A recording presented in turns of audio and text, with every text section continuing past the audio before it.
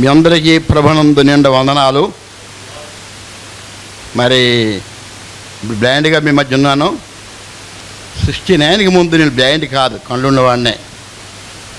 69 జనవరిలో బ్లైండ్ అయిపోయాను, కేజీహెచ్లోనే. ఆ బ్లైండ్ అయిపోయిన తర్వాత నాకు మనోనేతలు తెరబడ్డాయి, శరీర నేతలు ముసలబడ్డాయి, ఆత్మనేతలు తెరబడ్డాయి. ఎలాగా? డాక్టర్ త్రూ జాకబ్ దాస్ గారు అని ఆయనకి లేరు, ప్రభు దగ్గర ఉన్నారు ఆయన. నేను అప్పటికి నేను ఒక అనాథని, ఆర్ఫన్, బాలుణ్ణి, ఏం లేనివాడిని.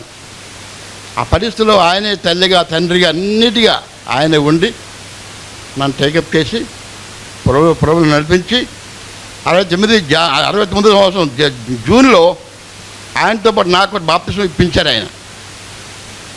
ఆయన ఎంఎస్ పూర్తి చేసి కేరళ వెళ్ళిపోయినప్పుడు నన్ను అప్పడం ఫెలోషిప్కి లాజరస్ గారు, కృపారావు గారు, జగ్గారావు గారికి అప్పచెప్పి అన్వర్ట్ చేసి నరసంపూర్ బ్లైండ్ స్కూల్లో జాయిన్ చేశారు.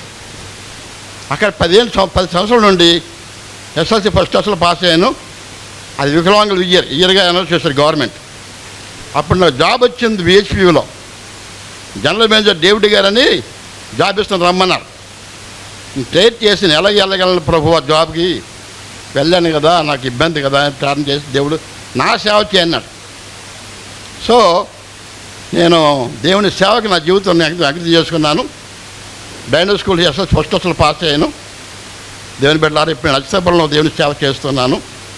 నాకు మ్యారేజ్ అయింది. ఒక బాబు, ఒక పాప. బాబుకి మ్యారేజ్ చేశాను, బాబుకి 2 పిల్లలు. పాపకి మ్యారేజ్ చేశాను, పాపకి 2 పిల్లలు. దేవుని దేవాళ్ళు ఇప్పుడు నా పరిచయం అంతా కూడా నక్షత్రపురం ఏరియాలో ఉంది. మా బాబు కూడా సంఘ కాపరిగా పనిచేస్తున్నాడు. పిల్లలు పెద్దవాళ్ళు అయ్యారు, పిల్లలు ప్రయోజకులు అయ్యారు.